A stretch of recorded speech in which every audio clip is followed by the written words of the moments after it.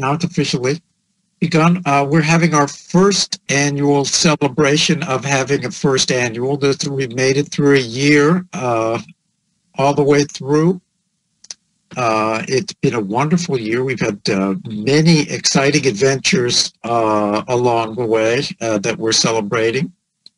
We started out last April with collapsing Facebook on a chat line, and now here we are a year later, and we can do these wonderful technology. So I thought that the best thing we could do would be celebrate by reading poems we want to hear. And we have 3 people who've been with us through the year, and I expect others will be joining us. Cyrus could not be with us. He's, as ever, flying to Europe. Yeah. He did send me 2 poems to read, so if we have time, we'll read his poems too. Rika, I think you were one of the people who really suffered the most. We had at the beginning. Yeah, really, we had the things going. Do you want to get started and read us some poems, or? Sure. You suggested that we read one poem by someone else and one of our own, right? And if you want, looks like if you want to read 2, you can read 2. It's up to you. Well, the Ammon's poem is it's longish, though the lines are very short. So okay. I'm going to read a poem called The Strait from one of A.R. Ammons's earlier books, from Corson's Inlet, which was published in 1965. Is the sound okay? Do I have to mute myself or anything? No, you're absolutely perfect. Okay. I only see 2 of us now. The Strait. I disappeared to give all the attention to you. I'll do the same. There we go. It's all on you now. Okay. I'll try not to make terrible faces. The Strait. At the oracle, I found the god, though active, recalcitrant, unliteral as air. The priestess writhed and moaned, caught in the anguish of some perishable event. Birds flew by. The urns hummed. The columns glazed with sun. On the inside, lit wet with fire.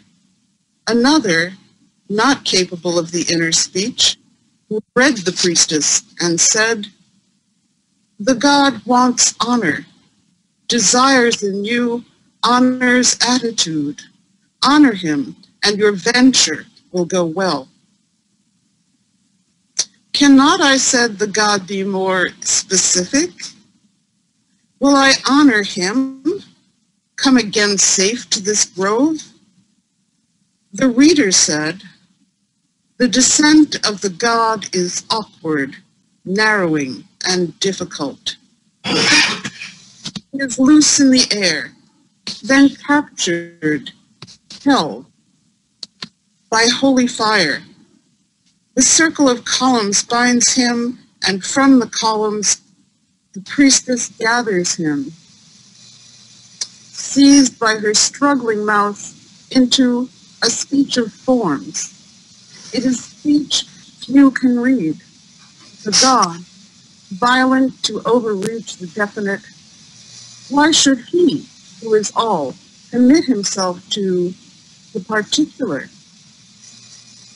Say himself into less than all. Pressed too far, he leaves wounds that are invisible. It is only as she becomes him that the priestess cannot be hurt, or can be hurt, should she break her human hold and go too far with him. Who could bring her back? Her eyes lost to the visible, step by step into the actual, truth descending breaks, reaches us as fragmentation hardened into words. But, I said, isn't it convenient the priestess is general and inexact, merely turning and wailing? If the god fails me, whom shall I blame? Her You who may have read her wrong? And if all goes well, whom shall I thank? The god with honor? You with the actual coin? Night falls, the reader said. The priestess lies god-torn, limp. The freed god flies again, blameless as air. Go to your fate. If you succeed, praise the god. If you fail, discover your flaw.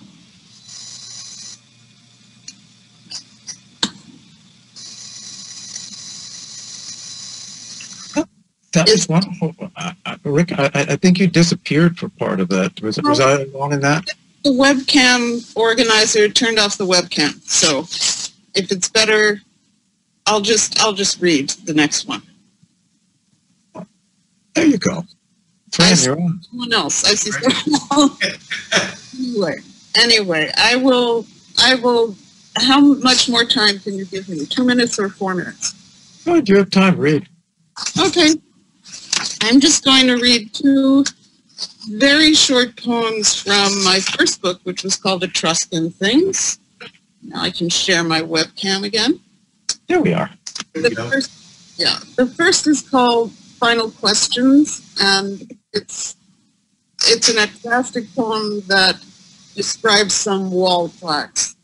And it comes from Caire, now called Cevetri, and dates from about 530 to 520, before the Common Era. Final questions. Is the route safe? Why this armed guide, a wingless guardian with 6 eyes, a bow, 2 naked arrows? Why this haste? Won't our goal last? Putting your soul into another's hands, no easy matter. Of spirit alone, he may not know, may not care to hold you without hurting you, out of harm's way, how to carry you, where? He runs too swiftly, the wings at his ankles blur. I watch my body walk away from me. Swarthy companions, one bears a spear, surround, enfold, encompass her. Maybe I am safe, am saved, and the path is clear. It is not a man in whose arms I am snared, but Artemis, appeased. The air we travel cradles us. Oh, mother, take me to safety, to certainty.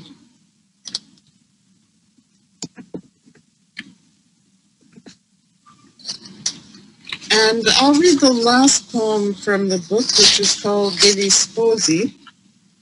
It's the sarcophagus of the married couple. And this is the one in the Julia, not the one in the Louvre.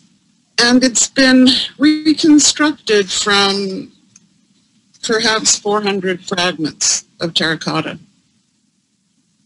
Degli Sposi. Of us, not much is known. Our lives were not extraordinary. Our silence seals a deeper silence. Sharing the single bed, how close we lie, fingers curved over palms whose fable reads, conjugal bliss is possible. How simple it was, it is, but the secret's lost. That's why you look to us, how we carry ourselves, our smile. We live in that space where all's yet to become. Embrace a tenderness, an expectation, miss, tentative gesture, preceding touch, before the shock of contact, when caution counsels, leave. Not at all easy this to speak of love and to survive. Our skin glows red with passion, in reserve. Unbridled, it would deaden every nerve.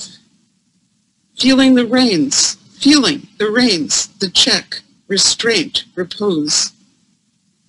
out of whose 1,000 fragments we are restored, loving each other even after death, as if life had not been enough. We touch, we hold, we keep one another free. Oh, thank you. That was wonderful. I guess we can say a few things if we want. I have a question. Because while I was listening and admiring those poems, the wonderful lines like the air we travel cradles us, and those voices. Do you find yourself as you write these poems, because you have such a wonderful intimacy with antiquities? Do you find yourself speaking through these antiquities or speaking for these antiquities, do you think? Well, in all of the Etruscan things, all of those poems except for one, it's the poems it's the objects that are speaking. It's not me. It's not me. There's just there's one where there's a narrator describing what she sees. And when you're writing them, you find yourself, how do you find yourself finding these voices? Well, I wrote these poems in the late 70s and early 80s, so how do I feel myself now? I'm an antiquity now. I would say I read the Ammons poem, and then, which is just one of my absolutely favorite poems of his.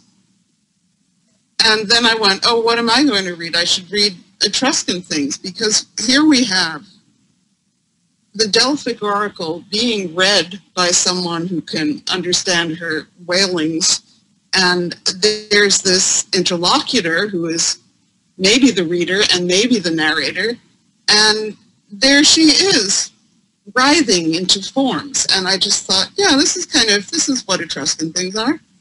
So that's how, I was just so taken with particular objects. One was a hut urn from Babylonia or somewhere. When I was writing them, I was also doing research, and I went to Tuscany to crawl in some tombs and stuff like that. So I was deeply intimate with the Etruscans. Okay. I did impolite. Very nice. Very good. Thank you. I can't even see who's talking. I can just... I know. I'm just an inanimate voice out there. Patty Ann. It's Patty Ann. It's Patty Ann. Okay, that's because I don't see your camera green. I guess I just see... Well, I'm looking at one monitor, and it's not the computer. The camera's on my laptop, which is aside, over on the edge of my desk. So I don't know what you would get if I turned the camera on. I don't think it would be me. Might be my bookshelves that look like Dom's. Yeah. Really, I think we could just stop having heads and just have bookshelves and get them closer so people... that's always one of the things you do when you visit someone, is you kind of say, browse. What do they have on their bookshelf? Yeah. Right. Scott, are you still with us? I'm still with you.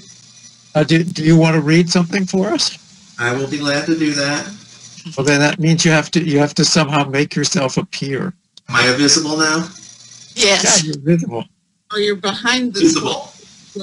Okay, I'm going to disappear. You're on your own. Well, first you have to see my bookshelves here. Such order. They are very organized. And as I said, it's because I recently moved. Yeah. So you have to pare down from moving and then unpack. It's a perfect time to get all organized again. So they're organized. You're a Texan, right? So I'm going to start with one of the Thomas James, here we are, Thomas James poems called Laceration. and you will definitely hear a bit of Sylvia Plath's cut in this one. Laceration. I didn't want you. I wanted to be left alone, letting the daylight wash across the walls like lake water on a beach in the morning light. I wanted to touch my stitches like a broken ladder or a mouth much too convulsed to speak. Now you speak, and my wound ticks like a clock, getting rid of another hour, strangling it like a hired assassin. You say you love me. It is no use. 2 days ago they fed me through a tube that held me like a huge umbilical cord. It fastened to my arm like God, nagging for repentance, begging for my personal guilt. I might as well surrender to my body, its million tight veins wrapping me like a net. I am too full of my own poisons to be swallowed by anybody's love. I wake, infection paces at my boundaries. I have been cut, ripped open, and I have a scar that speaks for itself in 11 different languages. Desire flows from it like a thick sap at the end of an intolerable season. And lust wells out as well. They bring me the mirror. I am thin and unshaven, and even a little handsome. At last, I can be entirely indifferent. In this bed, surrounded by the essential seraphim, I can ignore the obvious. I can be cruel even. I wait for sleep, for the flash of the needle, and the pain and the forgetfulness, light melting on the bowl of blue flowers at my bedside. I do not even ask for darkness anymore. I let the nurses touch me with their cool hands like lake waves on an empty beach at dawn. I will wait here. There is nothing I can do, as the entire lake begins its movement toward me, and let the waters pain me like a touch.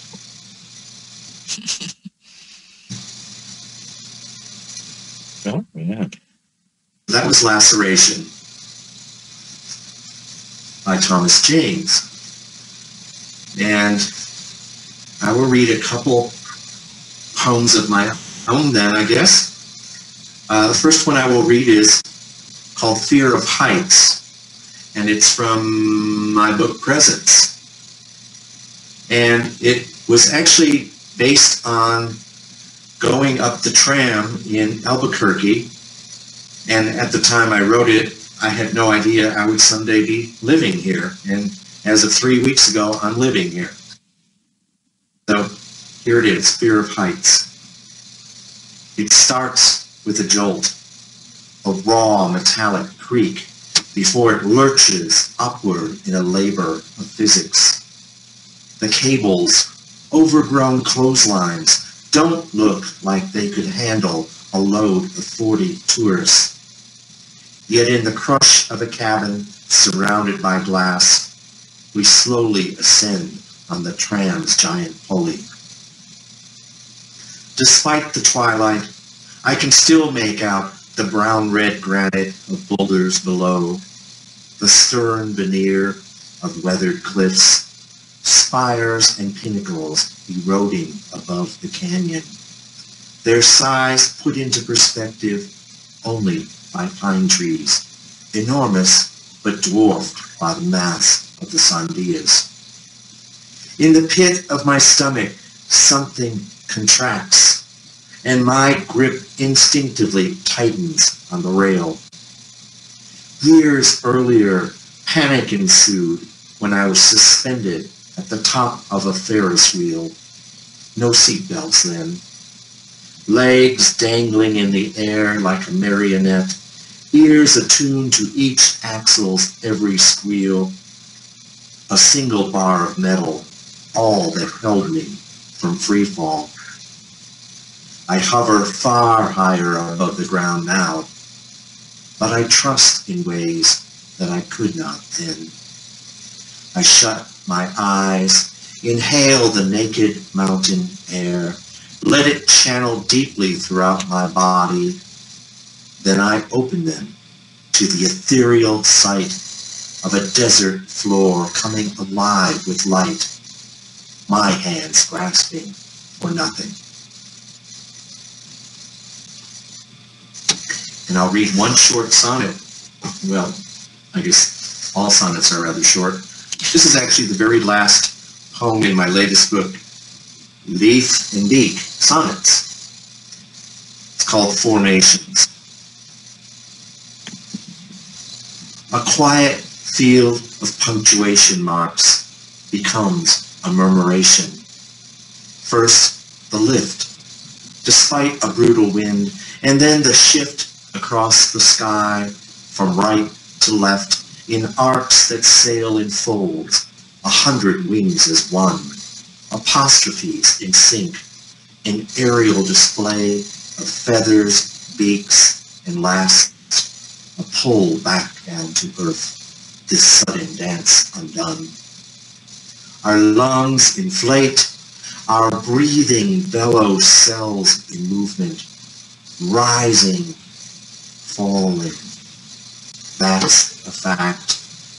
My own heart murmurs, beats its wings the same direction, over, casts its spells, abandons them. And so, expand, contract. It's how the world began, how we became. That was wonderful. Could you read that sonnet again? Would I you do could, it? yes. Okay. Formations. A quiet field of punctuation marks becomes a murmuration. First, the lift, despite a brutal wind, and then the shift across the sky from right to left in arcs that sail in folds, 100 wings at one, apostrophes in sync, an aerial display of feathers, beaks, and last, a pull back down to earth, this sudden dance undone. Our lungs inflate, our breathing bellows cells in movement, rising, falling, that's a fact. My own heart murmurs, beats its wings the same direction, over, casts its spells, abandons them, and so, expand, contract. It's how the world began, how we became. Very good. Like Thank you. it. Thank you. How do you define a sonnet? You know, a lot of things are called sonnets now. I know. This book is very traditional sonnets. They all have 14 lines. They all have iambic pentameter. They all have rhyme. They all basically have, 5 stresses per line, and almost all of them are iambic. Yeah, I could hear that. I could hear it. So many people don't do that anymore. Yeah, no, I know. Yeah, you're right. But I could hear the iambic pentameter. Very good. I didn't hear it. When I started writing the sonnets that appeared in this book, it was from walking the area that the book is based on, called Miller. And I would walk every day, and it was getting into that rhythm of, left, right, left, right. Yeah. I think it got me in that iambic mood. So as I was writing, I would come up and be constantly writing down I'd stop and write down lines that were just naturally iambic. Yeah, yeah. I know, and it is, in one of my first workshops, Cynthia McDonald had us all talk in iambic pentameter around the group. And, you know, once you get into it, it lends itself to English. Yeah. So, anyway, that was nice. Well, thank you. Patty Ann, are you prepared? You say that so tentatively, like I wouldn't be. I'm over prepared. Oh, that's great. Overly prepared. Do you want me to go now? Yeah. Let me see. You're going to remain. You're going to remain anonymous. Is that it? Without a vision? Well, I can try this and see what you guys see. Let me see. Right. I could dredge up a picture of you. I can see you in the corner. A little bit of you. Let me see. You look like you're under the desk. I know it looks like it. That's because the computer is under the desk. Let's see. There we go. There we There we go. go. Your face. Okay, but you won't see me looking at the camera because I'm over. We're happy to see you. Okay, wait a minute. There. That's There I am. Here we are. Okay. All right, I've always do what you tell me to do, Dom. Oh.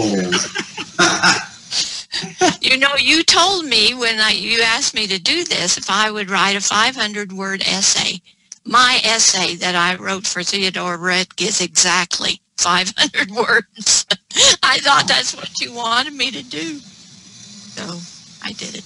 And we were pleased, and you know, you really set the standard, and we're grateful for all you've done for public poetry, and that's as nice as I'm going to be. Well, I can't do as much for you as you've done for me. Let me say that. So you told me to read one by Retke and one of my own. You could read two of your own if you like. You can read as many as you want. All right, I've picked one. If you want to pick one of mine, you have a little time to think about it. I'm going to read one, but I'm sure most of you know this poem by Retke. It's one of his best known, and I really like it. So it's Frau Baumann, Frau Schmidt, and Frau Schwartz. Gone the three ancient ladies who creaked on the greenhouse ladders, reaching up white strings to wind the sweet pea tendrils, the smilax nasturtiums, the climbing roses, to straighten carnations, red chrysanthemums, the stiff stems jointed like corn. They tied and tucked, these nurses of nobody else. Quicker than birds, they dipped up and sifted the dirt. They sprinkled and shook. They stood astride pipes, their skirts billowing out wide into tents, their hands twinkling with wet. Like witches, they flew along rows, keeping creation at ease. With a tendril for needle, they sewed up the air with a stem. They teased out the seed that the cold kept asleep. All the coils, loops, and whirls, they trellised the sun. They plotted for more than themselves. I remember how they picked me up, a spindly kid, pinching and poking my thin ribs till I lay in their laps laughing, weak as a whiffet. Now, when I'm alone and cold in my bed, they still hover over me, these ancient leathery crones, with their stiff bandanas stiffened with sweat, and their thorn-bitten wrists, and their snuff-laden breath blowing lightly over me in my first sleep.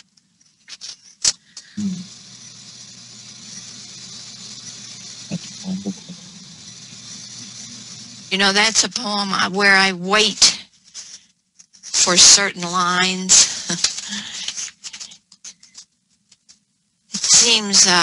It seems to be like so much more than about these three women. And I'm sure it is, but that's the part you can't talk about in a poem. So I thought I would read one of mine that is about a flower, and since Retke makes us think about flowers in different ways, and this actually rose from, I had actually an indoor bouquet, which I don't have very often, but it had been my birthday, and I'd been given a bouquet of flowers, and it was lilies. And so it was sitting on the table where I was working, writing, I guess you call that work, and I just kept looking at them, and every time I looked at them, they were the same. You know, it's like they're saying the same thing, like, you know, all spread out. And so that's the origin of the poem. For passions denied, piney woods lily. Who knows what unrelieved yearning finally produced the pink and lavender wax control of these petals? What continual longing resulted in the sharp arcing of the leaves? What unceasing obsession became itself in the steady siren of the ruby stigma? That tense line of magenta disappearing over the boundaries of the blossom is so unequivocal in the decision of its direction, one is afraid to look too long.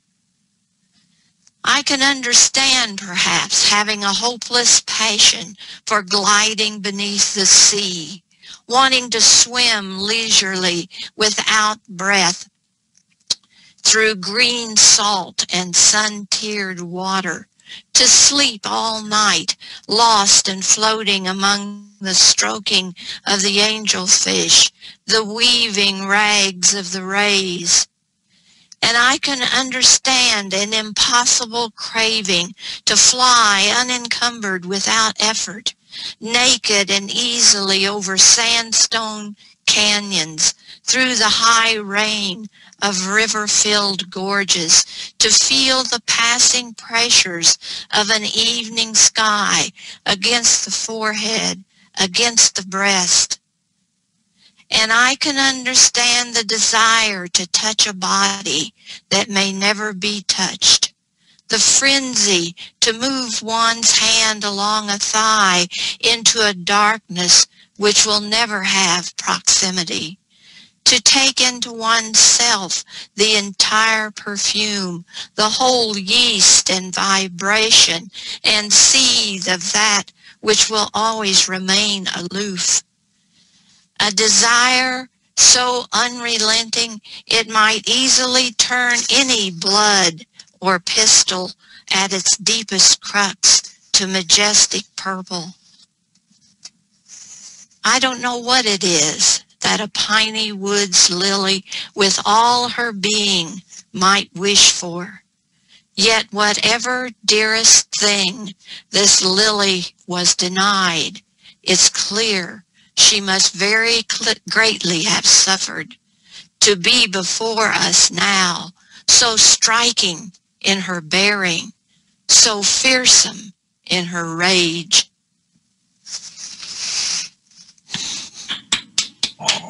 Bravo. Okay, do you have one you want? I have to sit up straight. Sorry. What, did I put you to sleep? No, I can preface this. I can tell you the one I wanted to hear is in order to perceive the first poem in Expectations of Light. Okay. While you're getting ready for that, I can tell people why I was so literally laid back. I was in Vermont being a powerful young graduate student. And not really that young either, but And during the afternoon, I met this person, and she looked remarkably like the kind of person that I saw at my grocery store. And and I had come from Texas to Vermont to to meet uh, uh, poetic people. And that night we had a reading, and I went to the reading, and it was Patty Ann Rogers, and she read from Expectations of Light. And I will say this not to flatter you, which I try not to do, but I was woozy once she started reading. It was just such a wonderful, wonderful reading. And the poems, of course, were gorgeous. And then I found out that she actually was a person that I saw in my grocery store. We lived remarkably very close to one another, and so I was. I've studied the rules of random events, and somehow the great numbers of things, it still remains a random event. But I don't believe that we could have been less than 2 miles apart. And That's true. That's true. met that far away. They had a story about a girl named Muriel Babbitt who had a balloon that she wrote her name on and let go, and it flew 150 kilometers and landed in the backyard of another girl named Muriel Babbitt. Oh no, really? Yes, and it's kind of like that. But having said that, do you have enough? Did you get enough time to get your poem out? Oh yeah, I have it here. Good. It's the first poem in the first book, so not hard to find. Oh, and I'll tell you a little bit about this, I guess, after I read it, because anyway, thank you for saying all those nice things, Tom. And I remember seeing you there, and you were giving a presentation because you were graduating, getting your, and that was bravely you sat through the whole thing. It was just... Well, you know what? That's what was one of my first readings, and to come all the way from Texas to Vermont, I was petrified, and I thought you were one of the professors, so I was afraid of you. So, oh dear. Were it possible with GoToMeeting, I would kiss you.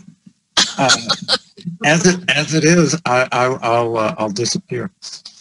Okay, this is titled "In Order to Perceive." At first, you see nothing. The experience is similar to opening your eyes wide as white marbles inside the deepest cave beneath tons of limestone, or being awake in a dark room, your head under a heavy blanket. Then someone suggests there is a single candle wavering far off in one corner, flickering red. You think you see it. As someone else draws your attention to the sharp, beaming wingtips, the white end of the beak, the obvious 3 points of the wild goose overhead, and the 7-starred poinsettia to the west, the bright cluster at its belly. You are able to recognize when you are shown the sparks flying from the mane of the black stallion, the lightning of his hooves as he rears, and in the background a thick forest spreading to the east, each leaf a distinct pinprick of light. Then you begin to notice things for yourself. A line of torches curving along a black valley, a sparkling flower no bigger than a snowflake shining by itself in the northwest coordinate. It is you who discovers the particular flash of each tooth inside the bear's open mouth, and the miners with their lighted helmets rising in a row. How clear and explicit, you tell someone with confidence. That ship, each separate gleaming line of its rigging, the glowing dots of the oars, the radiating eyes of the figure on the prow, the corners of each sail lit. Soon there is no hesitation to the breadth of your discoveries until one night, during the long intensity of your observation, you look so perfectly that you finally see yourself off in the distance among the glittering hounds and hunters beside the white shadows of the swans.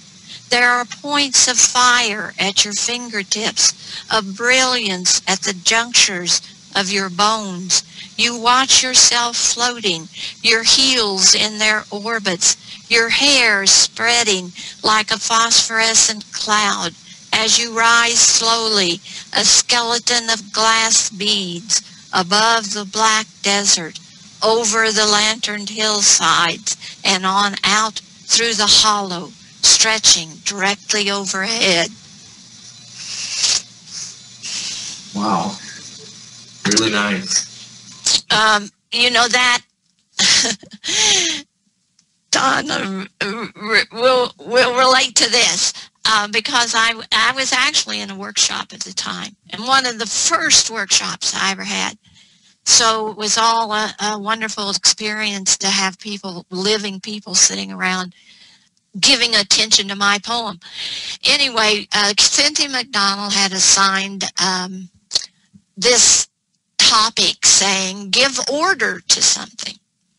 And I had my youngest boy was a baby, an infant, and he had an ear infection and had woke up in the middle of the night. And so I'm thinking about this poem and what am I going to put order into something.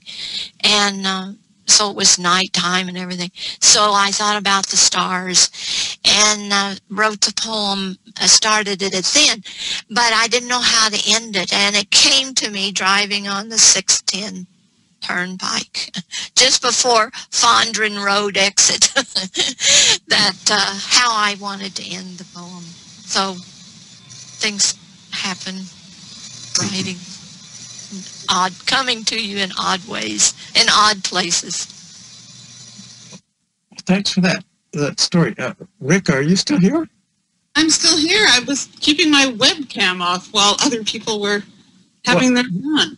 Just in the great realm of coincidences, it was at that same residency, I believe, that I met Richard Howard, which roundabout brought me to meeting you, and so I thought I would invite you to come back and read another poem for us. Oh my God, I don't know what to do. I wanted to say how fabulous Patty Ann's poem was, and how the transformations going and going and going, and the glittering and the snowflakes and the other points of light. It's just gorgeous. Oh, thank you. I have some of your books. I don't know if I have the first, but I'll look. And I'll just also say that Richard Howard introduced me to your poems, Patty. I know. Dom introduced me to Richard Howard. We've come full circle. Richard Howard, you had us over for dinner. And I thought, what in the world am I going to say to this man? How am I going to keep up a conversation? Little did I know I didn't have to say anything. It was like you get in a motorboat and around you go, and Richard Howard's taking you along. That dinner, I almost passed out in the afternoon. I thought, God, if you thought, what are you going to say? I thought, how can I go through the evening and not offend someone? Dom, you're the least offensive person. Rick, why don't you appear? Scott, Rick, why don't you just appear and we can all look like... Okay, share my webcam. Am I there yet? There I am. Okay. Scott, where are you? I'm coming. All right. I have a guest. There we are. Oh, guest. It's my cat, Connie. Oh, hello, kitty. My Oh, that's kitty's over there asleep in the rocking chair. That's it. There's asleep too. You know, now this will, we're going to go viral now that we have a cat involved in these things.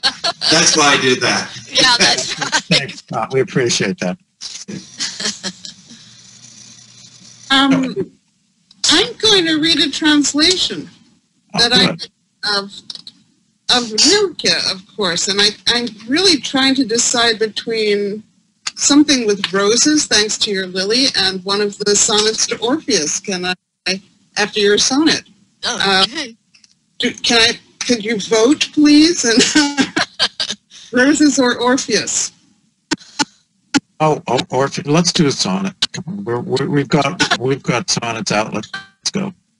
Okay. Well, I'm going to read you what was very strange about my translations of the sonnets to Orpheus was that, you know, I started translating Rilke in college, and he was not a household name.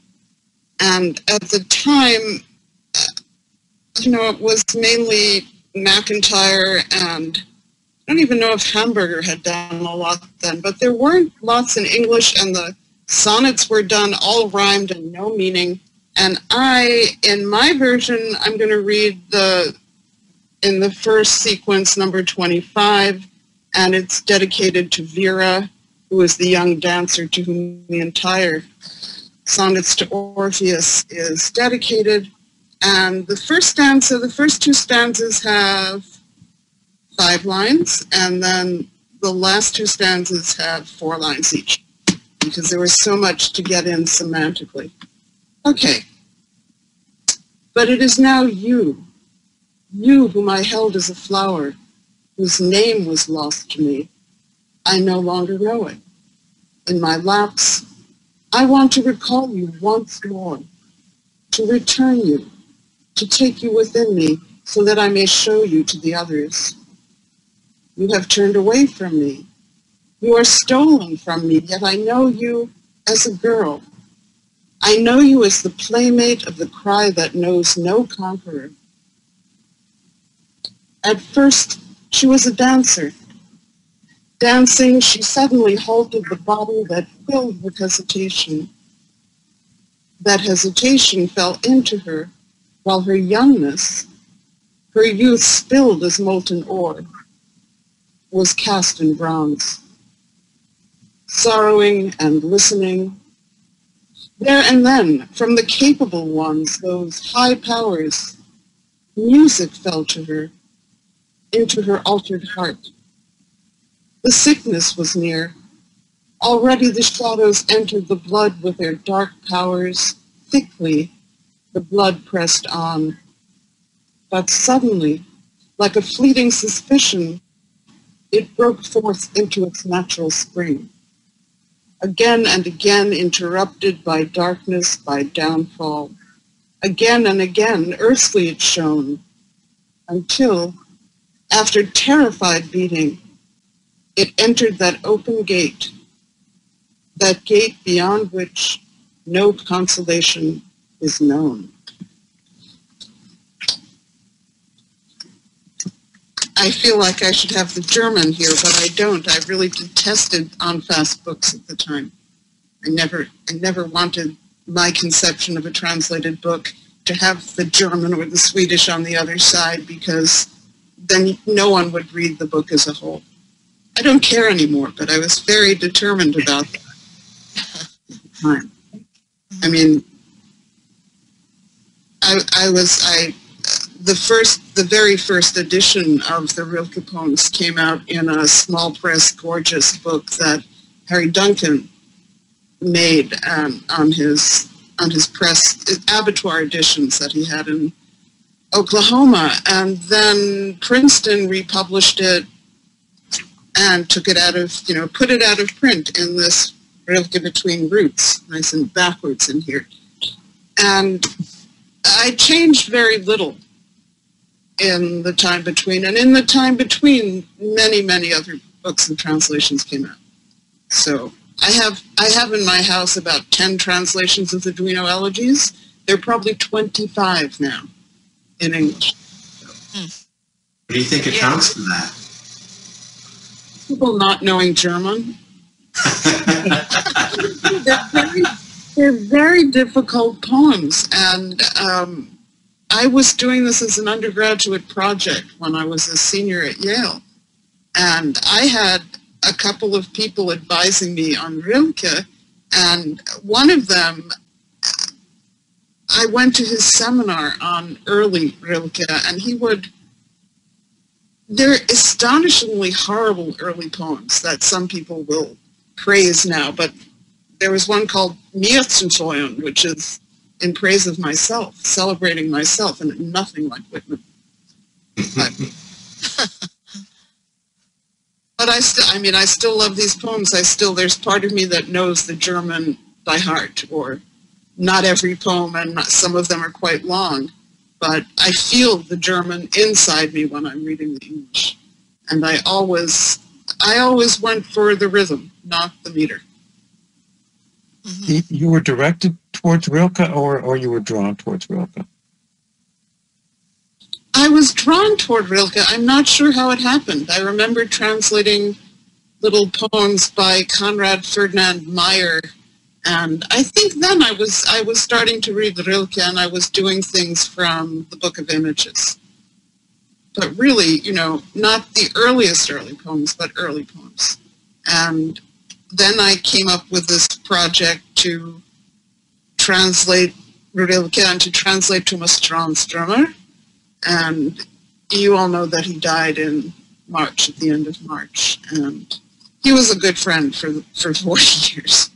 So that was tough. The good thing about translating dead poets is they won't die on you. I used to say it was easier to translate dead poets because they didn't talk back to you. But I think this is harder. This is harder. So anyway, yeah, I was drawn to him, and the more I read, the more I wanted to translate poems from different periods.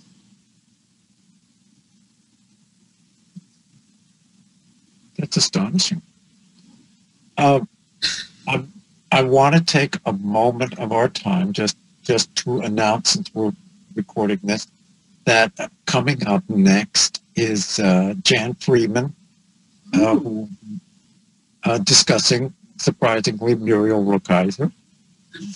And then in July, I'm going to attempt, in my ever-ending small adventures in this, to broadcast Zach Rogow discussing Paul Laurence Dunbar, and I will go a tremendous sacrifice to the Art of Poetry to Dayton, Ohio, to his house, if we can work that out, and then we will reschedule, hopefully, Paul Ann Peterson and William Stafford.